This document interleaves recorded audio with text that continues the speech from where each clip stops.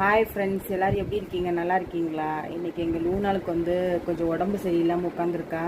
சூடு வேற கடுமையாக இருக்கா, முடியலைங்க. நம்மளால் வந்து ஏசி சும்மாவே வந்து இருக்க முடியலை. இந்த மாதிரி பாவங்க எல்லாம் வந்து பாருங்கள், உடம்பு ஃபுல்லாக முடி வச்சுட்டு எவ்வளோ கஷ்டப்பட்டு பாருங்கள், எவ்வளோ கஷ்டப்பட்டுட்டு இருக்குன்னு. ஆனால் நாங்கள் வந்து குளிர்ச்சியான பொருட்கள் தான் கொடுத்துட்ருக்கோம். இந்த மாதிரி நேரத்தில் வந்து உங்கள் வீட்டில் எப்படி பெட்ஸ் இருந்துச்சு அப்படின்னா தயிர் கொடுங்க, தண்ணி நிறைய கொடுங்க. அவங்களுக்கு வந்து அப்பப்போ வந்து தொடச்சி எடுத்துக்கோங்க. பார்த்தீங்களா எவ்வளோ ஃபீலாக படுத்துருக்கு. என்னடி தங்கம் சூடாக இருக்காடா செல்லக்குட்டி? ஒன்றும் பண்ணாதடா, ஒன்றும் இல்லை, அம்மா இருக்கு சரியா? ஃபீல் பண்ணாத, ஓகேவா தங்கம்? ஃபீல் பண்ணக்கூடாது, என் பட்டு ஃபீல் பண்ணக்கூடாது. என் பட்டுக்கு சூடுனால ரொம்ப கவலையாக இருக்காடி.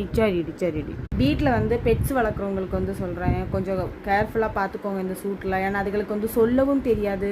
இப்போ நம்ம வந்து வாய் விட்டு சொல்லுவோம், எனக்கு சூடாக இருக்குது, எனக்கு ஏதாவது கொடுங்க, குளிர்ச்சி ஐஸ்கிரீம் கொடுங்க, தண்ணி கொடுங்க, ஜூஸ் கொடுங்க, ஃப்ரூட்ஸ் கொடுங்க, இப்படி நம்ம சொல்லுவோம். சின்ன பசங்க கூட கேட்பாங்க, தாகமாக இருக்குது தண்ணி கொடுங்கன்னு. இந்த மாதிரி வாயில்லா ஜீவன்களுக்கு வந்து தெரியாது. ஆனால் எங்கள் லூனா வந்து தாகமாக இருந்தால் கரெக்டாக கண்டுபிடிச்சி சொல்லிவிடுவான். இப்படிலாம் பண்ணுவாள். அதில் வந்து நான் கண்டுபிடிச்சிடுவேன். நான் வந்து கண்டுபிடிச்சிடுவேன் வந்து 3 வருஷத்தில். இப்போ வெளியே வந்து நான் இப்போ நிறைய வாக்கிங் எல்லாம் போகும்போது வந்து நிறைய நாய்க்குட்டிகள் பாவம் ரோட்டில் வந்து சூடுனால அவ்வளோ கஷ்டப்பட்டுட்டு இருக்கு. ஏன்னா அந்த கீழே நம்ம வேஸ்ட்டு பைப்பு தண்ணி போகும் தெரியுமா, இந்த டேங்கு நிறைஞ்சு அந்த தண்ணியில் கிடந்து உருண்டு பெருண்டு அந்த தண்ணியெல்லாம் குடிக்கும்போது வந்து ரொம்ப மனசுக்கு இன்னும் கொஞ்சம் ரொம்ப கஷ்டமாக இருக்குது. முடிஞ்ச அளவுக்கு வந்து உங்களால் சாப்பாடு கொடுக்க முடியலைன்னா கூட கொஞ்சம் தண்ணியாவது வைங்க. அது வந்து நம்ம என்ன சொல்கிறோம், நம்ம மனசாட்சிக்கு வந்து நம்ம பண்ணுற மாதிரி இருக்கும், ஓகேவா? வேறு ஒன்றுமே கிடையாது. இந்த பதிவு எங்கள் வீட்டில் வந்து ஒன்று சூடுனால அவதிப்பட்டுட்டு இருக்கு பாருங்கள். ஒரே தூக்கம்தான். அவளுக்கு கொஞ்சம் பரவாயில்லாமல் இருக்குது, ஆனால் சொல்ல தெரியாது. பார்த்தீங்களா, எனக்கு இப்படி சூடாக இருக்குது, நான் என்னை பார்த்துக்கோங்க அப்படின்னு சொல்லிட்டு. ஆனால் நாங்கள் எவ்வளோ நல்லபடியாக தான் பார்த்துக்குறோம்.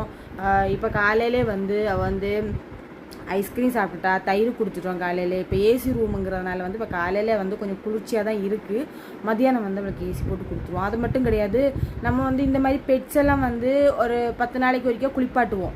ஆனால் இப்போ அப்படி பண்ணாதீங்க. ஒரு நாள் விட்டால் தொடச்சி எடுத்துருங்க. தண்ணி வந்து கொஞ்சம் ஷாம்பு போட்டு தொடச்சி எடுத்துக்கோங்க. கொஞ்சம் அவங்களுக்கும் வந்து குளிர்ச்சியாக இருக்கும். ஒன்றும் பண்ணாது, ஸ்கின்ல எல்லாம் போகாது. ஏன்னா ஹேர் முடி நிறைய இருக்குது பார்த்தீங்களா, அதனால் வந்து தொடச்சி எடுத்துக்கோங்க. நாங்கள் வந்து தொடச்சி எடுத்துப்போம். அப்போ இன்னும் வந்து கொஞ்சம் பெட்டராக ஃபீல் பண்ணுவாங்க.